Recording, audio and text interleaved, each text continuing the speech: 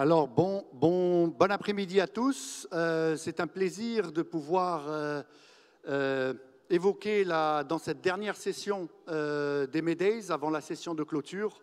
On voudrait avoir finalement votre avis sur tous les débats qui ont été évoqués, sur la situation finalement des enjeux globaux et régionaux. Est-ce qu'on pourrait continuer à croire en la diplomatie? Alors, je tiens à faire deux annonces. La première, c'est que nous avons une surprise à la fin de notre panel. Nous avons la fille de son Excellence le Président du Kenya, Charlène Ruto, qui aimerait nous adresser un message, et nous lui en sommes très reconnaissants pour ça. Et la deuxième chose, c'est que bien entendu, nous allons avoir une session questions-réponses au bout de... je pense qu'on peut dédier une vingtaine de minutes pour les questions-réponses dans ce panel. Et alors, la troisième surprise, c'est qu'en fait, nous avons un panéliste qui, pour des raisons d'agenda, va devoir nous quitter. Et il s'agit de son Excellence, M. Mankeur Ndiaye, l'ancien ministre des Affaires étrangères de la République du Sénégal. Je vais dire un voisin du Maroc de longue date, puisque nous sommes alliés et nous partageons beaucoup de liens en commun. Et donc, par la suite, nous allons pouvoir lancer le débat directement avec nos honorables panélistes que je vais à ce moment-là présenter les uns après les autres et poser des questions à ce sujet. Donc, je vais me permettre de présenter monsieur l'ancien ministre des Affaires étrangères du Sénégal. Vous avez été ministre des Affaires étrangères du Sénégal pendant de très longues années, je dirais presque plus de 7 ans. Vous avez été ambassadeur en France, au Mali, donc des pays clés pour le Sénégal, bien entendu. Vous avez une longue carrière aux Nations Unies, à New York d'abord, et vous avez été l'envoyé spécial du secrétaire général de l'ONU pour la République centrafricaine. Et vous avez chapeauté en fait la mission multidimensionnelle et intégrée de stabilisation pour la République centrafricaine. Monsieur Ndiaye, sans plus attendre, je vous laisse la parole. Merci encore. Merci beaucoup, monsieur le modérateur, messieurs les ministres, chers collègues, chers amis, chers participants. C'est un thème extrêmement important quand on est diplomate de carrière. Et qu'on vous demande de parler de la diplomatie, c'est avec plaisir que vous le faites, et avec beaucoup de passion aussi. Alors, je commencerai rapidement par citer un chercheur qui s'appelle Michel Yovirka, qui écrivait, je le cite, « Il est généralement admis que la diplomatie, pour être efficace, doit s'appuyer sur le cynisme des intérêts, ce qui autoriserait le mensonge. En quelque sorte, le mensonge conçu dans sa dimension stratégique ou machiavélique serait autorisé en diplomatie plus que dans d'autres activités politiques. » C'est d'ailleurs ce que dit, pour mieux le dénoncer, Anand Haren dans un article, très fameux article du New York Review of Books de 1971, qui est resté célèbre à propos des experts du Pentagone. Il disait « On autoriserait en politique, et surtout en politique internationale, le mensonge comme une ressource stratégique au nom de l'idée que la politique internationale serait régie par le pouvoir sans règle. L'état de nature, comme dirait Hobbes, ce qui affranchirait l'individu de la morale. Aujourd'hui, de nombreux praticiens, mais aussi des analystes, affirment encore que mentir fait partie du jeu de la diplomatie. Cette conception cynique considère la diplomatie comme un simple rapport de force sur un échiquier dépourvu de règles.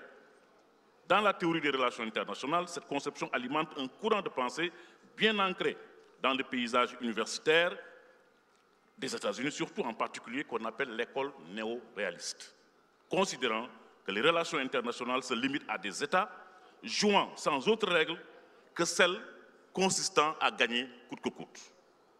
Dans cette conception, l'effort l'emporte toujours sur les faibles. Et la définition de la force reste alimentée par deux ressources: la matérialité militaire et la capacité stratégique à utiliser la ruse et le mensonge. Alors, par conséquent, faut-il continuer de croire alors en la diplomatie? Faut-il continuer de penser que la diplomatie, faut-il continuer de penser, laissez-moi une minute, j'ai perdu le fil de mon texte. Alors, faut-il continuer de penser que la diplomatie est à même de permettre de mieux comprendre les enjeux régionaux et mondiaux auxquels l'humanité fait face. D'abord et avant tout, quels sont ces enjeux? Ils sont multiples et complexes, interreliés. Le global se confondant avec le régional se confondant avec le national se confondant parfois avec le local. Il importe de bien appréhender cette chaîne dialectique.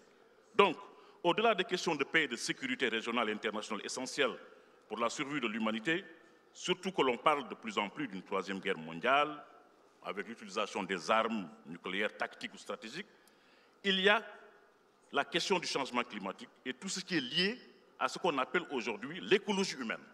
Les questions liées à l'environnement, les questions liées à l'énergie et les questions liées à l'alimentation, qui sont des questions aussi fondamentales aujourd'hui avec la guerre en Ukraine. Oui, de mon point de vue, en tant que diplomate de carrière, naturellement, il faut croire en la diplomatie pour sauver la planète. La diplomatie nous a donné l'accord de Paris sur le climat. Par une coopération internationale renforcée et solidaire, il est possible de relever le défi de la transition énergétique. Il en est de même pour l'alimentation et l'énergie gravement menacées, comme je l'ai dit, par la guerre en Ukraine. La diplomatie a permis de conclure le 22 juillet dernier un accord entre l'Ukraine et la Russie, avec les Nations Unies et la Turquie, permettant aujourd'hui l'exportation du blé ukrainien bloqué dans les ports de la mer Noire du fait de la guerre. Ce blocage allait entraîner une grave crise alimentaire mondiale avec un sérieux impact sur le continent africain. Le voyage du président Macky Sall à Sochi, que vous avez suivi pour rencontrer le président Poutine, fut une initiative diplomatique salutaire. Rappelons que ces deux pays, l'Ukraine et la Russie, en guerre, pèsent à eux seuls 30% du commerce mondial de blé. Donc, la diplomatie a permis de transcender une grave crise alimentaire mondiale. La diplomatie et non la guerre reste le meilleur moyen de règlement des crises et des conflits entre États. La diplomatie contemporaine, on en conviendra, a très largement étendu son champ d'intervention et de plus en plus implique et intègre des acteurs de plus en plus nombreux, de plus en plus divers et se déplace sous des formes diverses avec les nouvelles techniques d'approche et les nouvelles techniques de négociation. L'influence est de plus en plus forte des médias et surtout les nouveaux médias, les réseaux sociaux. L'incursion de l'opinion publique dans les choix diplomatiques. Exemple, les votes aux Nations Unies sont parfois influencés par les opinions publiques. L'influence des acteurs non étatiques, les ONG, la société civile, les acteurs humanitaires collectifs ou individuels, les entreprises, les partis politiques ou les groupements de partis politiques, les coalitions économiques, sociales ou culturelles. Tout cela incite, chers amis, à croire en la diplomatie comme une science, un art et une technique de règlement des crises par la négociation. Assurément, chers amis, je vais en finir bientôt, il n'y a plus de domaine d'action des États où la diplomatie ne peut agir. L'eau, si je prends la question de l'eau, les guerres de l'eau peuvent se résoudre par l'hydrodiplomatie ou la diplomatie de l'eau, que ce soit par les États riverains du Nil, par exemple, avec les contentieux découlant de la construction du barrage de la Renaissance, comme pour ceux riverains du Tigre ou de l'Euphrate. En effet, la concurrence acharnée pour l'eau douce pourrait bien devenir une source de conflits et de guerre. Cette même concurrence pourrait aussi être un catalyseur de coopération et de paix. Je donnerai l'exemple de l'Organisation pour la mise en valeur du fleuve Sénégal, créée en 1972, et qui regroupe 4 États qui coopèrent, qui gèrent ensemble le fleuve Sénégal, qui est un cours d'eau devenu un cours d'eau international. Le climat et l'environnement. 2 enjeux globaux que la diplomatie prend désormais en charge pour bâtir des convergences fortes au plan international. Vous avez suivi les différents COP et l'accord de Paris dont j'ai parlé. Donc, comme n'échappe pas à la diplomatie les enjeux économiques et de santé mondiale. Pour me résumer et en finir là, monsieur le modérateur, j'en termine. Chers collègues, oui, il faut continuer de croire en la diplomatie si on veut éviter les guerres du présent et du futur et la destruction de l'humanité. Oui, pour davantage de diplomatie dans le management des dossiers internationaux comme la santé publique mondiale, les finances, le commerce, l'espace extra-atmosphérique, la mer, le climat et l'environnement. Entre la diplomatie et la guerre, il n'y a pas les 2 termes d'un choix, pour paraphraser Cheikh Hamidou Kane, un écrivain sénégalais, dans son fameux ouvrage L'aventure ambiguë. Entre la diplomatie et la guerre, il n'y a qu'un seul choix possible, un seul choix de raison, un seul choix de sens, la diplomatie. Je vous remercie. Merci beaucoup, monsieur le ministre. C'est effectivement des mots qui nous laissent à réfléchir. Mais bon, comme on a vu dans le panel précédent, la diplomatie pour que la diplomatie puisse être active, il faut quand même que la guerre puisse atteindre ses limites pour permettre justement à la diplomatie de pouvoir intervenir, pour pouvoir à ce moment-là permettre aux différents belligérants de négocier une paix, et on la souhaite la plus durable possible. Donc merci encore, Monsieur le Ministre, pour votre intervention, et je vous souhaite un bon retour au Sénégal, et c'est un grand plaisir de vous avoir parmi nous au Maroc. Merci encore. So, I'm going to switch to English because our next speaker is obviously someone who you've already seen exposing his problems. I mean, the problem of his country, rather, that he represents. And I believe that as Vice Minister of Foreign Affairs, we've obviously seen during this MEDays session, we addressed energy order, new energy order, energy transition, relying on countries that blackmail on the grounds that they're going to be indispensable in an energy transition. We've seen how climate change is pressing. We have COP27 starting tomorrow. We've seen basically a situation through COVID where we've seen that diplomacy actually was on the back burner and every country was going all out individually to find solutions to protect its population. We've seen different rapprochements, I'd say almost asymmetric rapprochements in the region.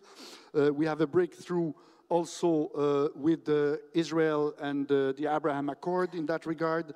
We've had definitely a whole range of issues that I'd like to discuss in interactive session.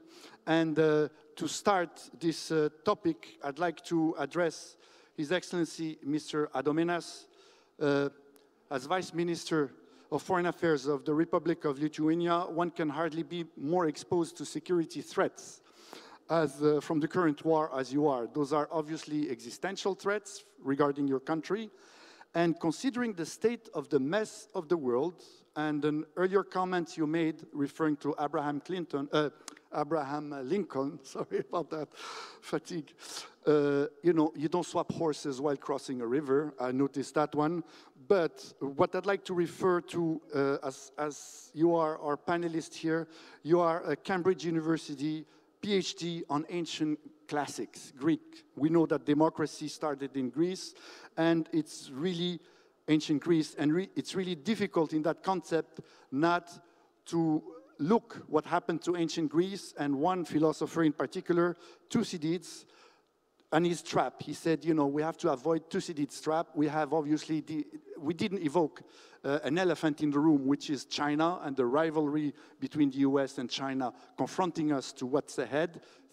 Basically, we are still continuing the end of the Cold War, and we're heading towards a new configuration with glimpses of hopes that these two powers won't lead us to a repetition of Thucydides' trap.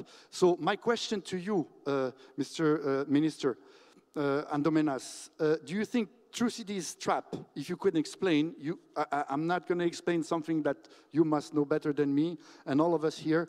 Do you think Thucydides' trap between rivaling power and emerging powers, incumbent powers versus emerging powers, would be the best lens for understanding the most critical dynamics behind foreign policy on a global scale? Thank you. Well, after such introduction and His Excellency Minister's very brilliant expose, it's very hard to come in with anything original, but I will keep trying. Well, Thucydides' trap refers to a very specific type of situation where emergent power meets established power sort of interests, and the dilemma, the crux of it is that allowing the emergent power to get stronger only diminishes the established power's prospects of winning over it in the long run. So that impels the sort of the established power, in this case, in Thucydides' case, Sparta, to launch a war against Athens, which was a kind of emerging sort of democratic empire. And that is the situation which was, well, the phrase was coined to describe the conflict, the brewing conflict between US and China. I think that the reason for learning history, especially if one is in diplomacy, is in order not to repeat the historical situations and conditions which propelled us into the war. The Thucydides trap could also be used as a metaphor to describe the situation in Europe before 1914. Situation which propelled the great powers into the First World War, which left, I think, sort of the continent lacerated as never before, and which created conditions for the Second World War. So, in a sense, as a classicist, and again, sort of, it's very difficult for me to contribute because I've been only a diplomat for 2 years. Before that, politician for 12 years, and longer than anything I've been an academic. And in fact, I have been teaching sort of, not Thucydides, but his contemporary, the pseudo Xenophon, who wrote about Athens and about why naval empires are suited for democracies. But this is by the by. Why are we asking about this sort of why we should believe into democracy, into diplomacy, sorry, sorry, that's again sort of slip of the tongue, end of the day and all that. But why is the question arising? What are the challenges that makes us doubt that diplomacy is efficacious? Well, you know, some time ago, there was a great talk about diplomats as a sort of profession being rendered more or less well, less important than ever before because of all the technological advances, because of all the rise in the travel of the politicians, of the decision-making centers themselves, and all the summits, which made diplomats who reside in the countries, in a sense, you know, somewhat marginalized. If you imagine a diplomat in the 19th century, somebody, you know, for example, in the American legation in Tanger here, you know, established, he would have weeks before he got instructions from the capital, if not months. So he was a decision-making center, the ambassador, and in a sense, so this was rendered sort of less important. But I think it's not what is driving this doubt. What is driving this doubt is when we see diplomatic accords, such as, you know, climate accords, signed with great pomp and circumstance and not being implemented. So, you know, a lot of diplomatic effort goes into reaching a certain agreement, and then, you know, it just remains on paper. Even more sort of crucial and painfully, what we see now is that all these sort of armies of, well, diplomats are sort of, you know, trying to get a word edgewise in making Russia sit behind the negotiating table with Ukraine and then seize the war, and you know, and it's useless because the conditions are not there for diplomacy.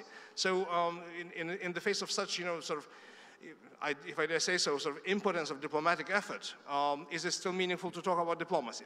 Well, here I would like to sound an upbeat note, because there are so many instances of efficacy of diplomacy that we do not notice. Diplomacy and successful work of diplomacy very rarely makes headlines. You mentioned Abraham Accords.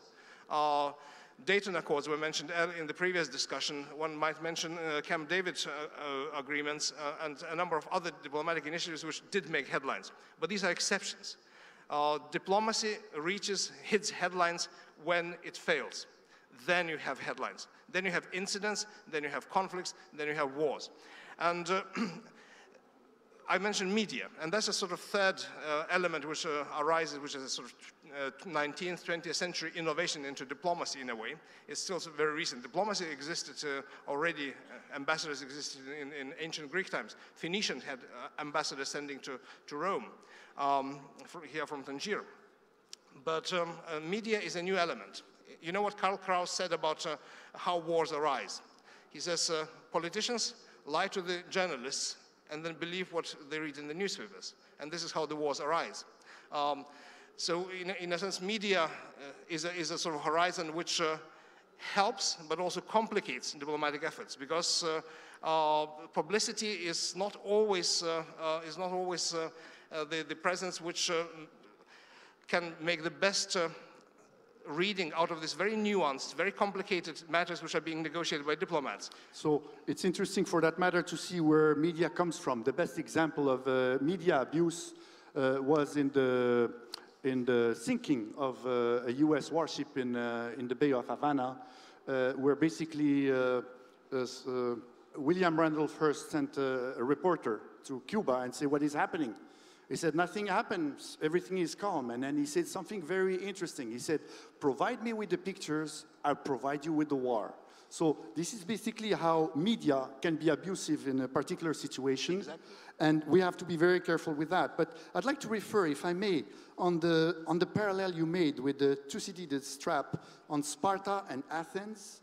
And we know that Sparta was a military power, and Athens a commercial power, a rising commercial power. And you have also mentioned that the commercial power is, by essence, because they have to trade the world over, you know, developing their navy, obviously, and they're better in diplomacy and democracy. That's what I took your words. In the current configuration, because we're trying to see what the world is heading towards in terms of major confrontation beyond what is happening in the current fog of war between the West and, you know, the invasion of Ukraine, is to see we have an inverted configuration. In that case, we have a mighty military power, namely the United States, that is essentially being challenged by an emerging power, which is a commercial power. And we had this discussion on energy supplies. If China will get its energy supplies improved through Russia directly on a continental basis, it is still relying on navigation routes, global navigation routes for its economy, on supplying the world with all the goods that the factory of the world is providing us with. So I'd like to have your take on this inverted configuration. You know, China, we know, in terms of democratic credentials, has a different approach than the United States, at least that's what we perceive.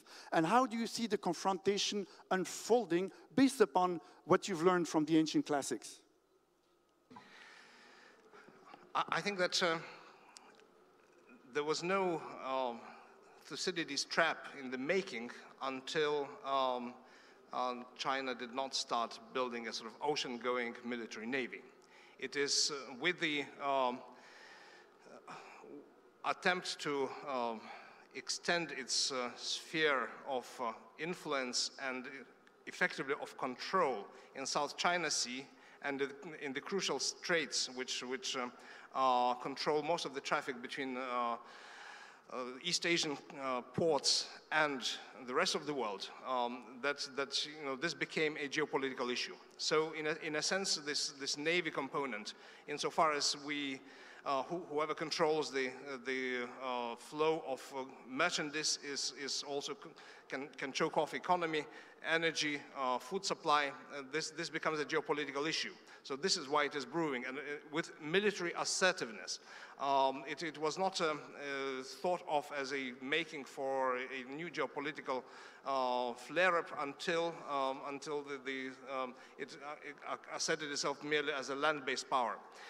So that would be my answer. But you know, going back on a more sort of general, Clausewitz said that war is a continuation of politics by other means. One might say that nowadays one of the problems with diplomacy is that diplomacy is continuation of war by other means. And there can be two readings, and I think the minister alluded to that, of what diplomacy represents. It's either a function of power relations, and in that case, it is merely a continuation of war by other means. And it can be weaponized, it can be sort of used obstructively, it can be sort of abused in all sorts of ways, or it is an arena where in the rule-bound international order, nations, sovereign nations, meet to negotiate their interests. And this is this reading of diplomacy which I would like to assert, because this is the only sort of hope that diplomacy can have a meaningful role in solving conflicts, and I think it has been solving more of those conflicts. The minister alluded to grain initiative. I myself went to New York as part of this sort of, you know, effort to try to negotiate that deal, to push it forward, and spoke at the Security Council, along with many other sort of, you know, of my colleague politicians. And so diplomacy did that, and the grain started flowing from the beleaguered ports of Ukraine into Horn of Africa, into North Africa. So I think this is a great triumph for diplomacy, and we should be concentrating on that. Thank you very much. You do mention Clausewitz, and one of the most interesting things he said as well, in terms of war, when in military confrontation, what is the determining factor in winning a war is not the ratio of forces, but when within the military, one part of the military recognizes the fact that its opponent deserves to win, this is when the tide of the war and the tide of the battle shifts. And so it's interesting to see now with the current state of the war between Russia and its invasion of Ukraine, whether Russia militarily is heading towards a recognition that it may not achieve militarily what perhaps diplomacy can achieve. Can you just briefly address this question? Because we have an interesting examples also in Israel with the recent Israel-Lebanon light outside of the tunnel agreement on natural gas with Lebanon and Hezbollah blessing that. Thank you.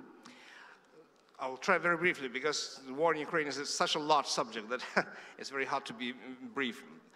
Well, we hear this encouragement. Why don't you sit behind the negotiating table? But, there is a sort of, we have to answer the question, what should be the starting negotiating positions? What should be the end negotiating positions? Currently, those who say that, there should be a immediate diplomatic solution to Russia-Ukraine war are like those people who, when they see somebody attacked by a knife, wielding assailant at night, sort of grab this innocent person by the hand and say, why don't you sit behind the negotiating table? While the other sort of, the assailant still wields the knife and still is trying to kill. So this is the problem. In a sense, the problem is that Russia is not so much subscribing to the international norms, but it's weaponizing them. It's using its position in the security, as a permanent member of Security Council, to veto any resolutions which question its transgression of UN Charter. It uses diplomatic initiatives to stall and to spread the fog of war. So in a sense, the problem is that we have, on the one hand, we have rule-bound nations which try to use this as a negotiating arena. On the other hand, we have a regime which is in a grip of monomania, of sort of imperialist, revanchist monomania, and which is fighting some sort of total war. So unless there is a sort of, change of mindset in the Kremlin, and what is needed for that, I don't know. Unless there is a mindset there, the diplomacy conditions are only possible then when Ukraine has restored its territorial integrity by force of arms. Thank you very much. You obviously hint to the fact that it is essential for this war to be a local war and make sure that Russia understands that it is a local battle and the result of that local battle will then lead perhaps to diplomatic solutions for the conflict to be resolved. That's an important point. We're also going to discuss the role of China because in the energy transition, obviously, all the renewables have been made accessible with China. So that's why the rivalry between the US and China on energy transition, climate change is extremely critical for the future conduct of a peaceful diplomacy, enabling us a major confrontation. Ophir Winter, you are a research fellow from the INSS in Israel. So the Institut for National Security Studies. May I mention that? And I did refer to the recent agreement that Israel has reached with its neighbor, and we were quite surprised on gas issues, on exploiting gas revenues from the East Med gas reserves, and with the blessing of Hezbollah, with whom obviously you've fought many wars. And so my question is, how did this agreement came about? Can we get inspired by it? From what diplomatic lesson can we learn from it? And do you think the Russia-Ukraine war played a role in it? Thank you, Khaled. Good afternoon, everybody. I'm happy to be here, and I'm happy that you survived until this almost last session. Yes, I think this was the last, it's not a big agreement like the Abraham Accords or like the Camp David Accords that were mentioned before, but yes, the demarcation agreement between Israel and Lebanon is quite exceptional. It's a win-win for both sides. It enables the Lebanese to develop the gas fields in their maritime water and economic water, and it also enables Israel to be more relaxed when it's going to take the gas out of our gas field without any threats from Hezbollah. And I think it's also a regional and global win-win in light of the current war in Ukraine and the desperate need of many countries for alternative energy sources, and Israel and I think all the Mediterranean, Eastern Mediterranean became a partial, not a big, but a partial solution for this crisis, and I think it will enable us to make sure that this, at least this part of the world, will stay stable during the upcoming period and will hopefully export its gas to the world and meet some of the needs. Thank you. Another question, if I may ask, because I'm trying to combine, you know, what happened in Israel and Lebanon and a more stable front as far as Hezbollah is concerned and the confrontation with Israel, and the war in Ukraine. We've seen with the recent election of probably who is going to become the next prime minister, and the incumbent candidate, obviously, Benjamin Netanyahu, who dominated Israeli politics for probably the longest time since the creation of your state. I was going to say independence, because we all in the African continent talk about the independence of our countries. But since the creation of the State of Israel, obviously Benjamin Netanyahu mentioned recently in an interview that its position with respect to Ukraine might be reconsidered, particularly as Iran is providing tremendous amounts of drones to Russia to attack, most worryingly, civilian infrastructure, most importantly, the electric grid networks. If Ukraine becomes a testing ground for Iranian weapons, do you think that Israel can still remain idle and looking at the pleas of the president of Ukraine asking for support, and what it is Israel can do with its Iron Dome system, which was co-developed with the United States? Do you think that politics can change on that, and whether this can lead to a change in the military confrontation, leading hopefully to the kicking in of diplomatic solution in that region? Well, it's a big question. I think that nobody knows what Benjamin Netanyahu will do. He was asked in an interview a few weeks ago, maybe some of you saw it, and he suddenly couldn't hear what the interviewer were asking him. So he just tried to ignore the question. So I really can't predict what will be his stance on this issue. From what I heard, he said the Ukraine positioning, Ukraine-Russia war, requires, and he mentions Ukraine-Russia war, reconsideration of Israel's position, and I would certainly look into that if I'm elected prime minister. This is what he said, I heard it. Yeah, but reconsideration could be for both sides. I don't know it will be in the favor of Ukraine or the favor of Russia. Israel has a complex situation. As you probably know, the Israeli army, the IDF, faces threats from Syria that coming from Hezbollah that is trying to stabilize there, and also to transfer weapons from Syria to Lebanon, and also to build some military bases near our northern borders. So we have a kind of agreement with the Russians that allow us to try to prevent Hezbollah from doing so. And I think this is the main consideration from an Israeli point of view. Of course, there is also the moral consideration, which we take, I think the Israeli decision makers will take into consideration.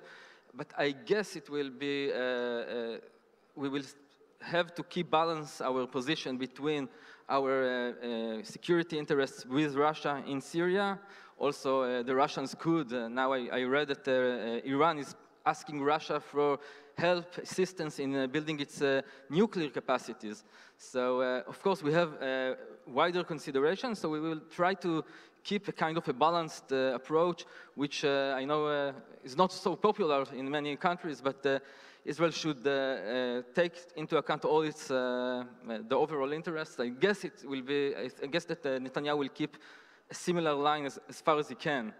We are very concerned, personally in Morocco, about what is happening in Ukraine with the use of Iranian drones, because we just learned that in the Sahel region, in the east of the Berm, Iranian drones are being delivered to a non-state actor. So that's like the first time. Then it's no longer states attacking other states with drones.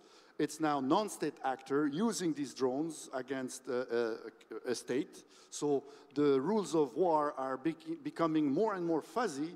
And unless, militarily speaking, we talked about the Abraham Accord and what can be expected in terms of defending the interests of the parties and trying to secure the fact that these weapons cannot be used so easily to destabilize a country by destroying energy infrastructure, and particularly if there is a solution, a technical solution that has been built over the years.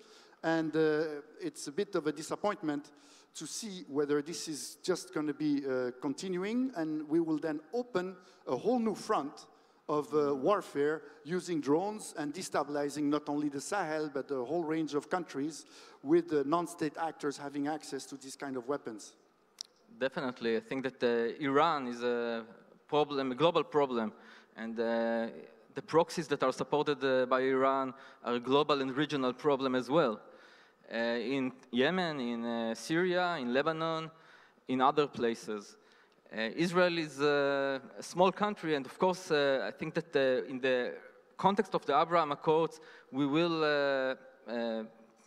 and we are, cooperating with our Arab allies in confronting this kind of threats.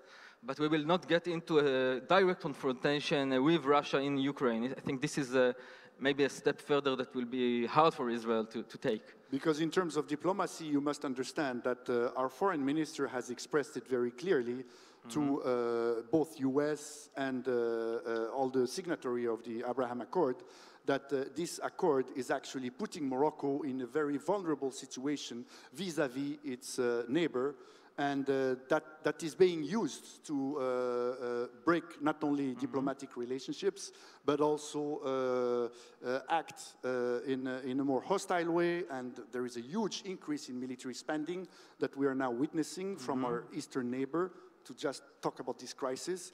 And so we find ourselves, I hope, not in a Thucydides trap, but it's important for us to make sure that the framework for stability and global diplomacy can be conducted, most importantly as well, under the framework of the UN, and that is also important to have all players involved in this process. I just wanted to bounce back on this issue before discussing multilateral frameworks, the role of African multilateral institutions. Alors, je vais revenir sur le français, si je peux. Et donc présenter notre prochain intervenant, Dr Alioune Badara Diop. Vous êtes chef de département de sciences politiques de l'Université de Dakar. Vous êtes spécialisé en sciences politiques et vous avez publié de nombreux ouvrages sur la gouvernance en Afrique, la société civile, les élections et comment structurer finalement le débat public sur le continent. On a eu une session sur le non-alignement de l'Afrique et le fait que, d'après les expériences de l'époque des non-alignés de la guerre froide, l'Afrique, et on l'a vu récemment avec la crise du Covid, n'est toujours pas capable de se faire entendre par rapport à ses principales préoccupations. Qu'est-ce que la diplomatie et qu'est-ce que la stratégie, à votre avis, de l'Afrique pourrait faire pour essayer de passer finalement cette étape qui en fait que l'Afrique, la voix de l'Afrique n'est absolument pas perçue dans le monde? Merci beaucoup, monsieur le modérateur. Donc, je remercie les organisateurs et je dis toute ma joie d'être ici dans le cadre des MEDays. Si vous me permettez, je voudrais d'abord répondre à la question telle que c'est intitulée. Peut-on continuer à croire encore en la diplomatie? Il y a 3 réponses possibles théoriquement. Si vous étudiez les relations internationales, il y a plusieurs paradigmes des relations internationales. l'un des paradigmes qu'on appelle le paradigme réaliste considère que les relations internationales sont des rapports de force. Notamment quand j'entends mon prédécesseur parler du piège de Thucydide, etc. Les Américains, je crois que c'est Kenneth Walls qui définissait les relations internationales comme une science américaine. Tout est dit. En d'autres termes, du point de vue de la conception, de la théorie des relations internationales, les Américains s'inscrivent dans une posture qui consiste à dire que les paradigmes significatifs, les logiques discursives pertinentes, les théories pertinentes sont celles qui sont forgées par les Américains. Parce qu'effectivement, c'est des théories, des paradigmes, des théories qui sont adossées à une puissance, à la première puissance économique mondiale. Ça, c'est incontestable. Et d'où la pertinence, effectivement, des analyses qu'il vient de faire. Alors, moi, je répondrai oui. Est-ce qu'on peut croire en la diplomatie? Si on s'inscrit dans le paradigme réaliste, les relations internationales, c'est des rapports de force. Non, la réponse c'est non, parce que le plus fort va écraser, le plus faible imposer sa volonté. Maintenant, il y a le paradigme qui considère que les relations internationales sont des rapports de coopération, le paradigme libéral, qui considère effectivement que nous sommes des États civilisés et qu'il convient, dans les rapports interétatiques, de privilégier la coopération et les échanges, les compromissions et les compromis entre États. De ce point de vue-là, la réponse à la question est définitivement oui. On peut continuer à croire encore à la diplomatie. Il y a une troisième réponse possible, toujours du point de vue paradigmatique, si on s'inscrit dans l'étude des relations internationales, c'est ce qu'on appelle le paradigme constructiviste. Quand vous vous inscrivez dans le paradigme constructiviste, la réponse est on ne sait pas. Parce que justement, les auteurs qui ont popularisé ce paradigme, Wend ou John Mearsheimer, qui sont des auteurs américains que les spécialistes de sciences politiques connaissent, théorisent cela, ce qu'on appelle par exemple le dilemme du prisonnier. Les relations internationales, vous ne pouvez pas deviner la position de votre voisin. Donc il y a toujours une suspicion légitime entre États. Par conséquent, la diplomatie, de ce point de vue-là, est sujette à caution. La confiance n'existe pas entre États. Et une autre métaphore qu'ils utilisent, c'est le dilemme du chasseur primitif. Le chasseur primitif ou le dilemme du prisonnier sont des images qui rendent compte de l'imprévisibilité de ce que seront les rapports diplomatiques dans les années à venir.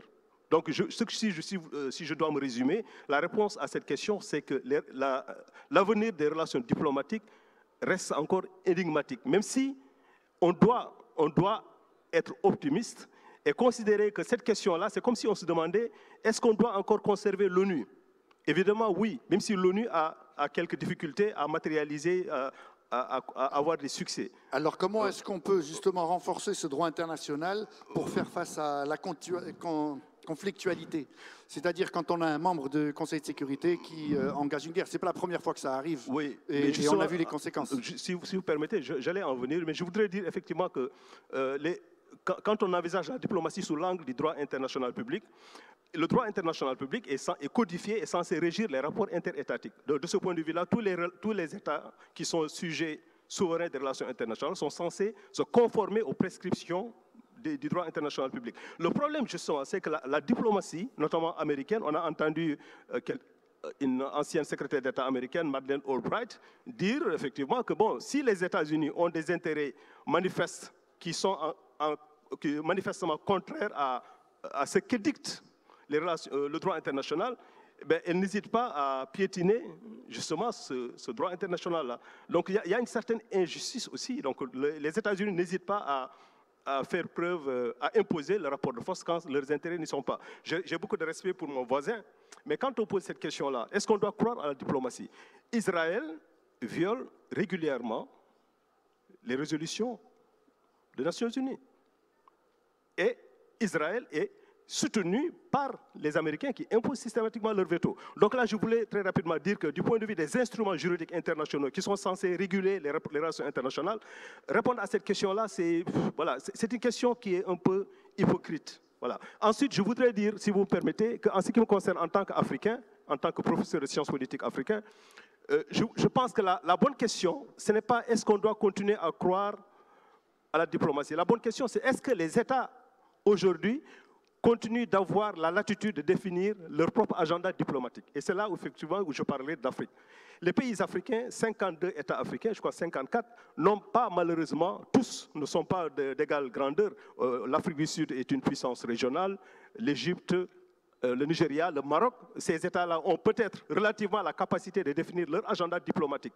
Parce que c'est des États qui possèdent économiquement une certaine stature, qui peuvent effectivement négocier d'égal à égal avec certains États. Mais la très grande majorité des pays africains, du point de vue de la diplomatie, du point de vue de la définition d'un agenda diplomatique souverain, sont confrontés à des obstacles dirimants. Quels sont ces obstacles?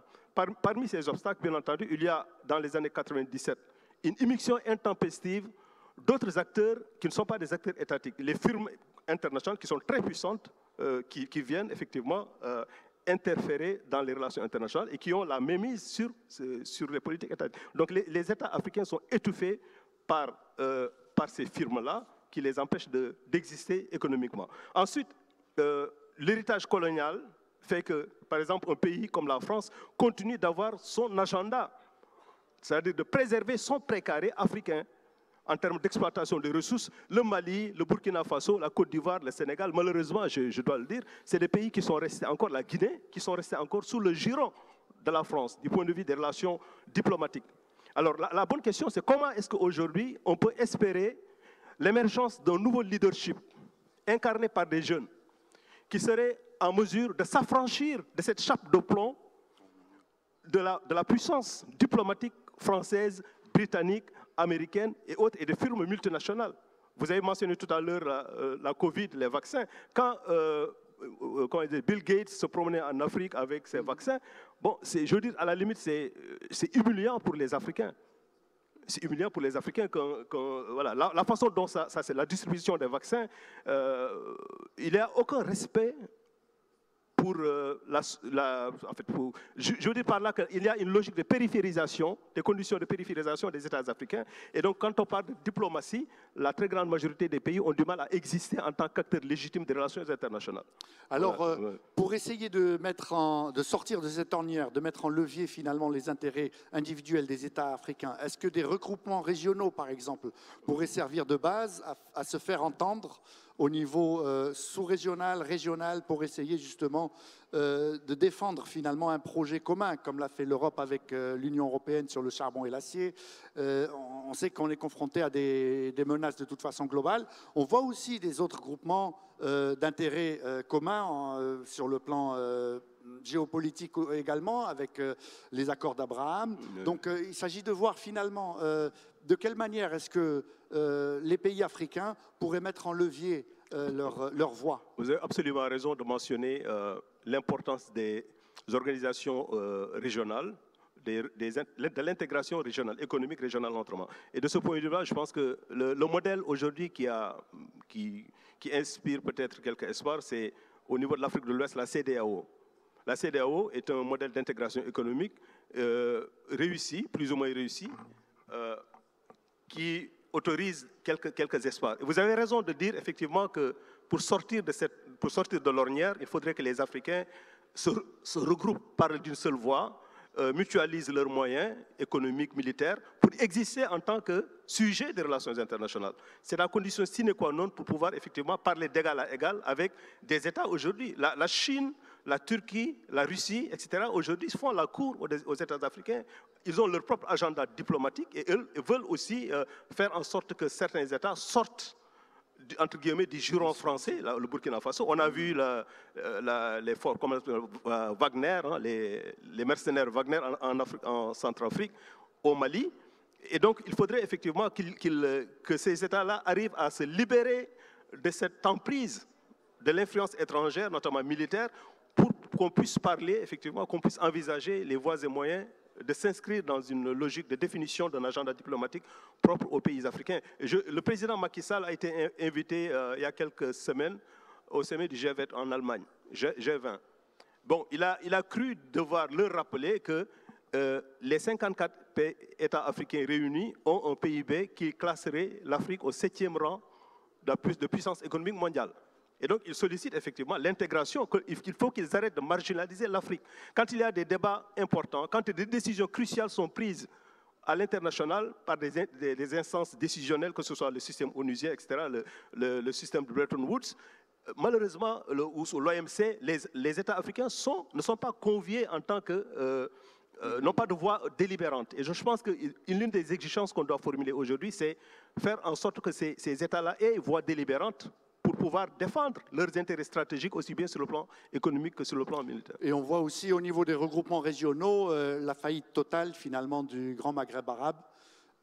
Et on voit la réorientation, bien entendu, de la politique, par exemple, d'un pays comme le Maroc, et de voir finalement les synergies qui sont possibles pour pouvoir justement essayer de former des groupes régionaux et quitte à ce que graduellement on puisse intégrer des pays au fur et à mesure. On voit aussi l'importance stratégique d'avoir ces chemins de communication ouverts, commerciaux notamment, dans ces groupements régionaux.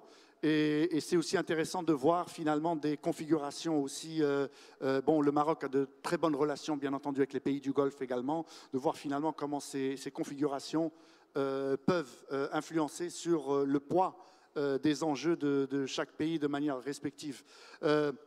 Ophir, would you like to bounce back on the potential of the Abraham Accord, perhaps in defending the interests, obviously not on the military side, but on the diplomatic side of all countries, and how will that, in your view, affect, for example, one of the most critical conflict that your country has been involved, namely the Middle East peace process? Yes, first of all, I think that if we speak about the headline, the title of this session, should we believe in diplomacy? I think that the peace agreements between Israel and its neighbors prove that we should. I mean, let me be the naive here and the optimistic, but these were agreements that were regarded for many years as impossible agreements, and they came true. I think it actually started in Morocco. Not in Egypt, because it was the Egyptian-Israeli peace agreement, but it started in Rabat, in Morocco, in the secret meetings between Dayan and Tohami in '77, and it lasted until the Abraham Accords, which resulted with bilateral agreements between Israel and the new partners of peace in many, many fields, including trade, tourism, energy, green energy, innovation, even sports and culture, and of course also security. And I think that the countries adopted a strategy of warm peace that we didn't see with previous peace agreements, that benefits the interests of the people. And I think it's also important in this particular agreement to realize, obviously, the historical connection, ethnically speaking, between, you have the second largest minority population in Israel is of Moroccan ascent, and we see now Russia as obviously the largest. So it's interesting to note when Prime Minister Netanyahu mentioned the peace deal, and he mentioned it's not a peace deal between countries, it's between people. What do you take of that? I think that this is right. I think that the culture of peace between the people, I visited Morocco 4 years ago, before the Abraham Accords for the first time. My parents were here as a tourist. Many Israelis, not only from Moroccan origins, are in love in Morocco in many ways. So I think that this is true. If I may share a recommendation to the crowd, to the audience, only 2 months ago, a new museum was opened here in Tanger about the history of the Jewish community of Tanger. You should visit it. It's a beautiful museum, and I think this is a demonstration of the importance of culture of peace that was much before the peace agreements themselves. And it makes the peace not only beneficial or instrumental for both sides in terms of economy or security, but also I think it's part of our, we renew our cultural heritage. Thank you very much, Ophir. That leads me to address Minister Andomenas, talking about the relationship between the people, the cultures. I think your country, Lithuania, squeezed between Russia through Kaliningrad and its territory, in a sense. And I know that in your country, you obviously have also a big population that speaks Russian. And do you think this can be used in trying to pave a way, just like Morocco has done in the Israeli-Palestinian conflict, to bring people together to try and discuss and find a pathway to diplomatic solution? Well, thank you. Not an easy question. Actually, Lithuanian Russian population is only 6%. And this is a sediment of many centuries of people who escaped persecutions and religious, political, and found themselves a shelter in Lithuania, which was an independent state in the Middle Ages, in Renaissance and in Baroque times, and provided them with protection of law. And now it's also playing the same function. We sheltered thousands of Russian and Belarusian democratic activists who are fleeing from the persecutions of the regimes. And they constitute now a sort of significant part of this growing Russian population. So we have a sort of insight in what is happening in Russia. In a sense, can there be a bridge on which to base some sort of understanding? Well, it depends on how sort of, the society in Russia develops. But I wanted to come back on the multilateral sort of fora, and my colleague from Dakar has, I think, sort of, proposed very valid points, but also I want to separate sort of at least two sort of lines. One is UN and UN-based institutions. And I think sort of especially UN Security Council, it represents sort of a calcified worldview which no longer corresponds to present-day realities. That's why it is so, cannot be used as a template for resolving contemporary challenges, because it does represent this still sort of the last stage of the colonial world order. On which Africa is not represented in a permanent way. And this is an injustice which has to be resolved, and so we are very much in favor of UN Security Council reform. Thank you very much. As you can see, the audience could not agree more with you. And believe me, that, this is, we have to, this is an institution which cannot stay as it was formed. Institutions, in order to correspond to the world which has been developing for the last 70 plus years, they have to be sort of, changing themselves. I want to propose as an alternative, EU as a regional institution, which was created precisely as a sort of, small economic trade-free area. And a lot of diplomatic effort went into that, sort of to create this area between the countries which were at war previously. And so when we speak that Mali has to be sort of the security of Mali should be vouchsafed without the employment of foreign troops. I mean, this is then who is going to do that? I mean, so this is down to African effort, and I think sort of this is what diplomacy should be most sort of usefully employed, in fact, to create such, sort of self-help initiatives, security keeping initiatives, and, free trade area, African free trade area. This is something, that's been on the cards for a long time. When is it going to be a reality? Because this would be create an enormous sort of boon to the development of the continent. This would create a sort of a normative power which EU has become, because through introduction of standards and conditionalities, it also promoted change in the countries which are signatories to its agreement. So this is a diplomatic initiative which creates a different economic, political, and social reality. I don't see why such initiative could not take part in Africa, and it would be sort of, through its normative power, would become a very important driver of economic as well as technological and social progress. And last thing, a month ago, I was in Uzbekistan, in Tashkent, in Central Asia. Well, not a region which hits headlines very often. Again, 10 years ago, it would have been a region where we would say all the 5 countries were on the brink of war with each other. Turkmenistan with Uzbekistan, Uzbekistan with Kazakhstan, Kazakhstan with Kyrgyzstan, and Kyrgyzstan with Tajikistan, and, and other groupings as well.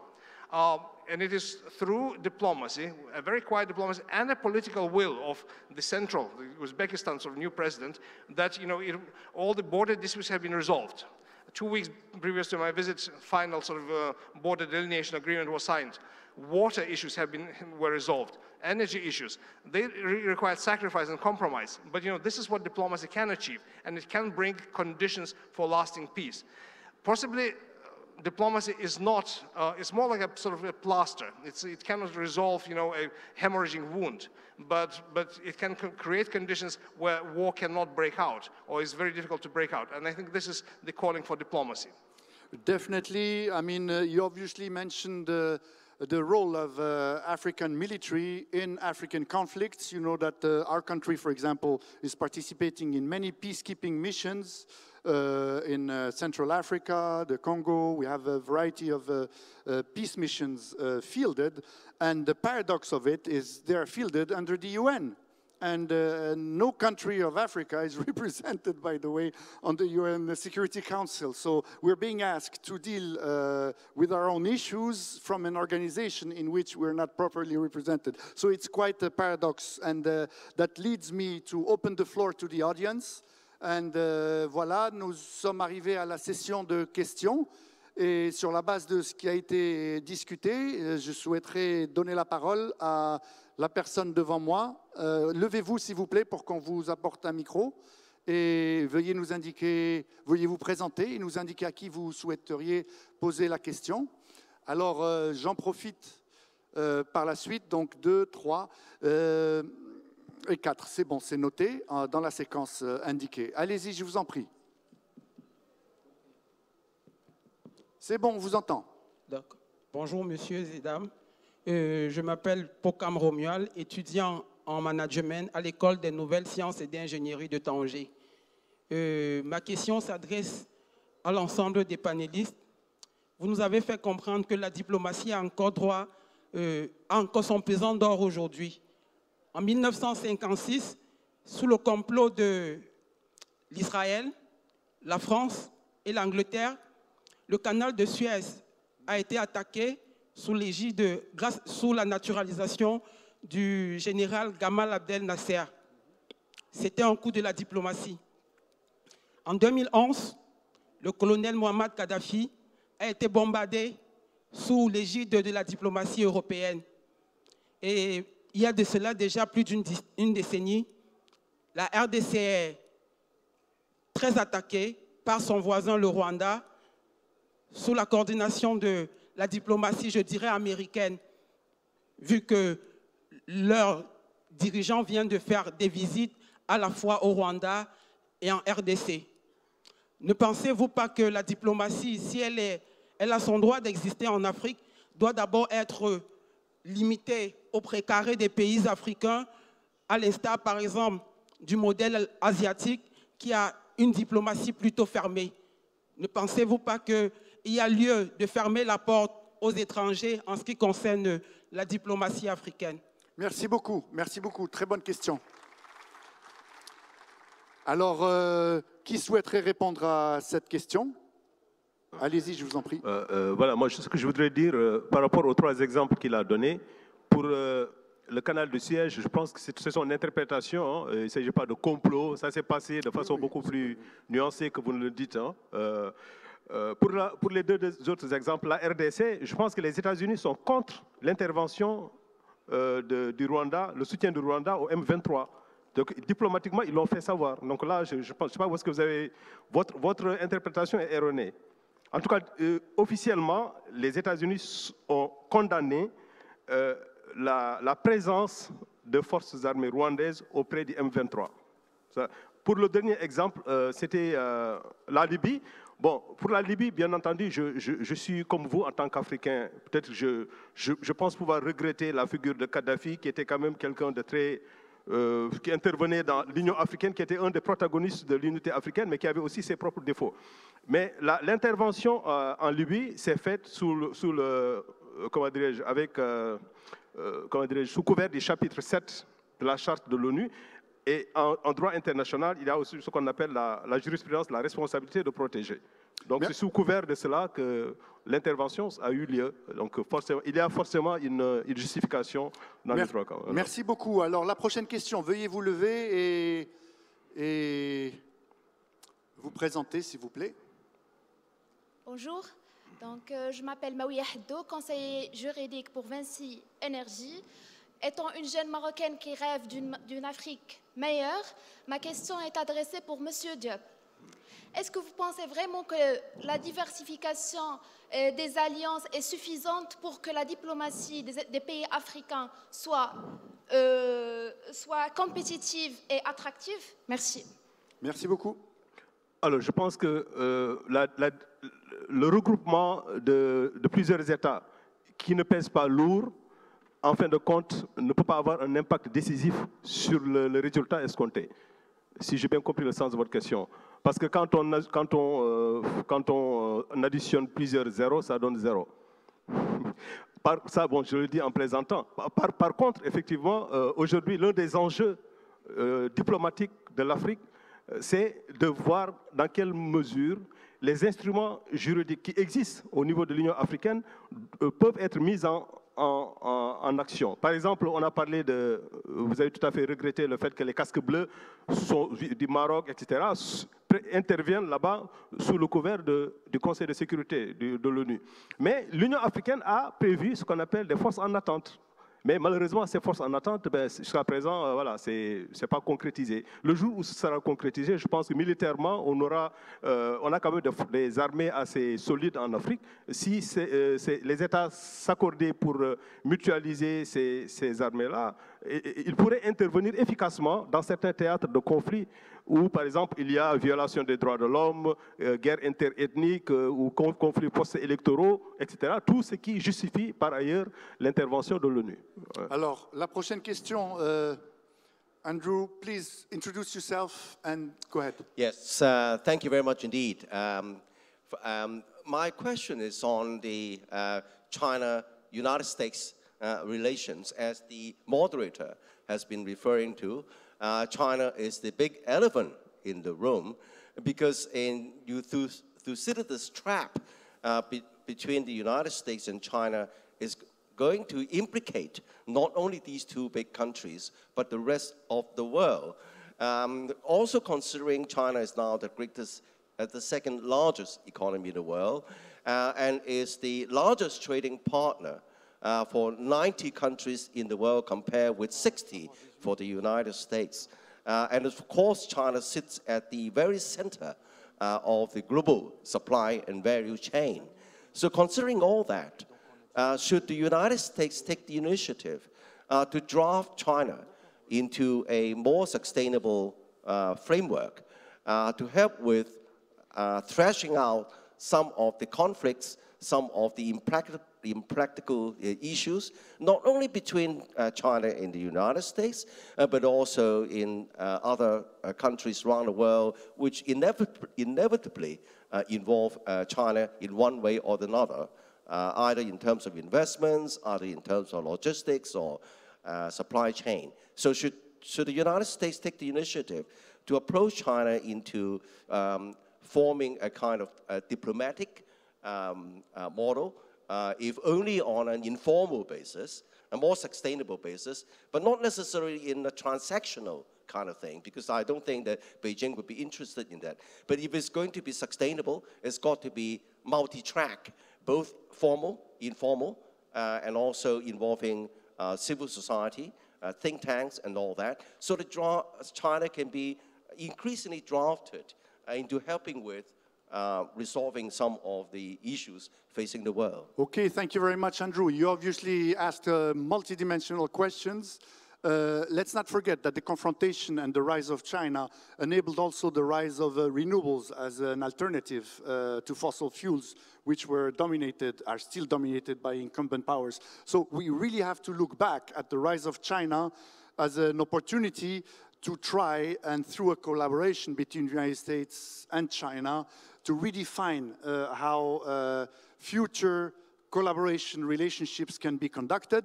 Let's also mention in the current state of play that China also withdrew from the climate change bilateral agreements with the United States to try and tackle major issues. I mean, we're a day before COP27, and so it's interesting to see there's lots of potential, lots of risk for confrontation, and again, we fall back on perhaps the Greek classics. Well, it's not so much Greek classics that I'm going to refer to, but to Lithuania's recent experience. From your expose, it looks as though China is a sort of totally responsible global player, which only has the sort of, common good at heart. Lithuania had the sort of experience a year ago through being a small country and actually given to the concerns that my colleague from Dakar voiced, that small countries should not be considered somehow second-rate and not having the same amount of sovereignty and national sort of, independence as the big ones, because otherwise you are led into sort of, global politics as an understanding of superpower sphere of influence, which is, I think, a pernicious sort of concept from which we suffered in the 20th century. So Lithuania, being a small country which was the first to liberate itself from the Soviet Union, is very mindful of the 23 million Taiwanese right to live in a democratic society. So we allowed Taiwan to open its representative office under the name of Taiwanese Representative Office. Not Taiwan, mind you. And we reiterated that we support one China policy, but we allowed Taiwanese Representative Office to be opened in Vilnius. What happened was that China not only closed off all export and import links for Lithuania, so much so that actually at one point Lithuania was dropped from a kind of customs database as an existing country. You looked for for Lithuania, and it was not there. Luxembourg was there, Liechtenstein was there, Latvia was there, but Lithuania was not there. It was erased. It also tried to target German industries which had their production in Lithuania. If they had Lithuanian components, you couldn't export it to China. So this was a use of economic integration as leverage for coercion. And this is we have to have in mind.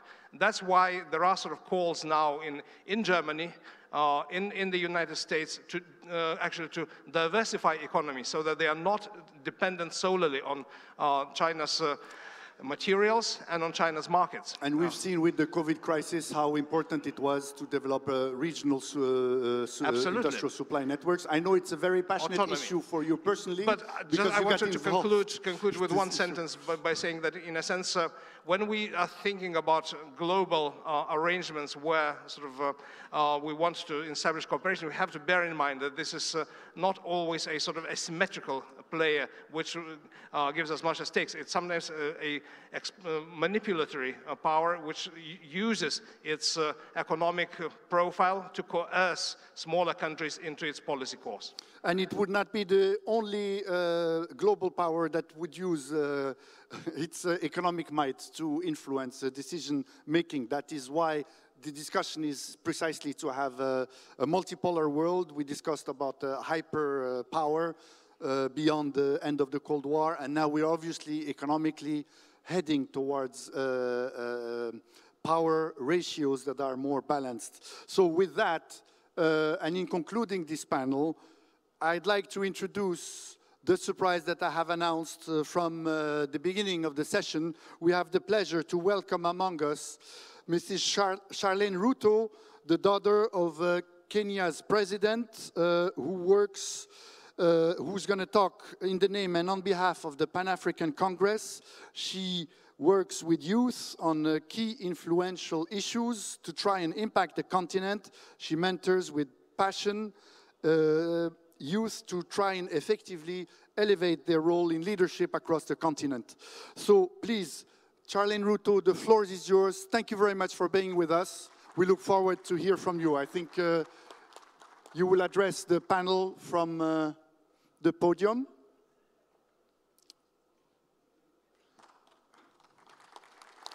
And must I say, you are a firm believer of bottom-up approach to try and get the youth to have a stronger voice over the continent. Please, the floor is yours. Thank you very much.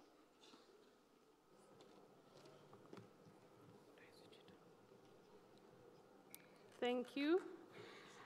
Excellencies, heads of state and prime ministers, honorable ministers, president of the Amadeus Institute, members of the diplomatic corps, distinguished speakers, distinguished guests, comrades, friends, and partners, ladies and gentlemen.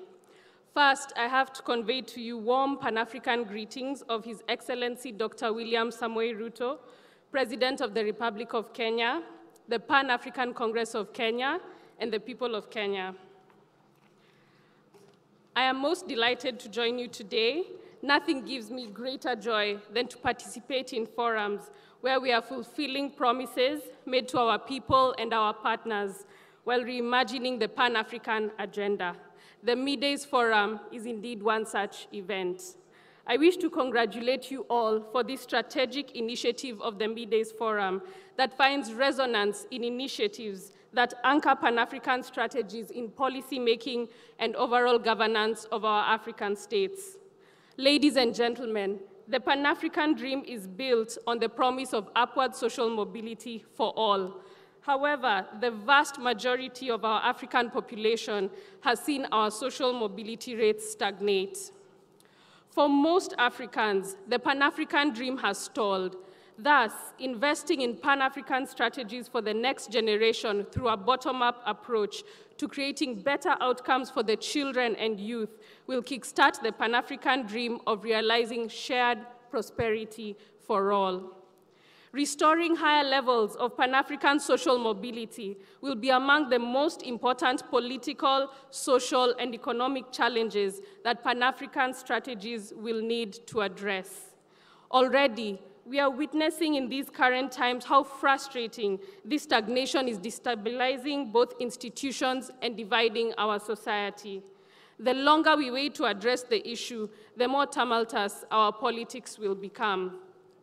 The time to act is now. The question is, who will lead the effort to expand and actualize these Pan-African strategies? And the simple answer to that is, it is us, the Pan-African youth present here today.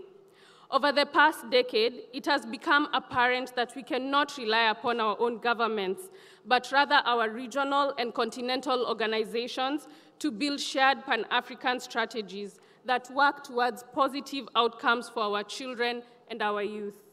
The kind we are witnessing with the creation of the African Continental Free Trade Area. Fortunately, as higher levels of government are faltering, cities and counties have stepped up. Local leaders have recognized that the issue of stagnant opportunity is far too urgent to wait for other levels of government to act. In communities across the continent, leaders in local governments should join forces with nonprofits, philanthropies, and businesses to increase the magnitude, quality, and coordination of the Pan-African strategies towards cradle-to-career investments for our children and our youth. Pan-African strategies will work to realize the existing potential of investments in young people, dominated by the safety net already found in the public education systems. As technology and global competition have come to demand a higher degree of skills training than ever before, and many of the fastest growing demographic groups in our countries face the steepest educational and developmental challenges that need immediate intervention through Pan-African strategies. For our leaders, ensuring that our children and youth have access to meaningful opportunities is more than just a social responsibility. It is an economic imperative for our countries in delivering on Africa's goal for inclusive and sustainable development. Every African country wants its children to succeed, but what exactly constitutes success for young people? Ideally, success for young Africans means reaching the middle class by middle age. And what does it take for our children and youth to reach the middle class by middle age? In today's hyper-competitive, technology-driven, globalized economy, some kind of shared social economic idealism is required. That shared social economic idealism forms the backbone of the Pan-African strategies required to build from the bottom to improve the desired outcomes for the next generation. We must and should increase the interventions that unpack the Pan-African idealism to our children and youth, as this will form a concrete new manifestation of the Pan-African drive for unity, dignity, and collective prosperity for all. We should also keep in mind that in promoting the bottom-up approach, in unpacking and implementing Pan-African strategies, policy making and execution, being intentional, engaging in sincere conversations, and sharing common standards of accountability will be central to maintaining consistency and desired impact for our children and youth. I wish you, on behalf of all the Kenyan people and the Pan-African Congress in Kenya, successful deliberations in this forum, while looking forward to the outcomes that will embrace Pan-African strategies for the next generation through a bottom-up approach to creating better outcomes for children and youth. Together, we can convert our challenges into huge opportunities for better governance, peace, security, inclusive and sustainable development for all. Thank you, and long live the Pan-African dream. Thank you very much. Thank you very much, Mrs. Charlene Ruto. This is with these words of hope that we are closing this session. We are very honored once more to have been able to listen to your intervention on behalf of Africa's youth. Thank you very much. The last session will start in a few minutes, the closing session, and I thank you very much for being part of this panel. I'd like you to share with me a round of applause for our distinguished panelists over what is likely a very difficult issue. Thank you very much.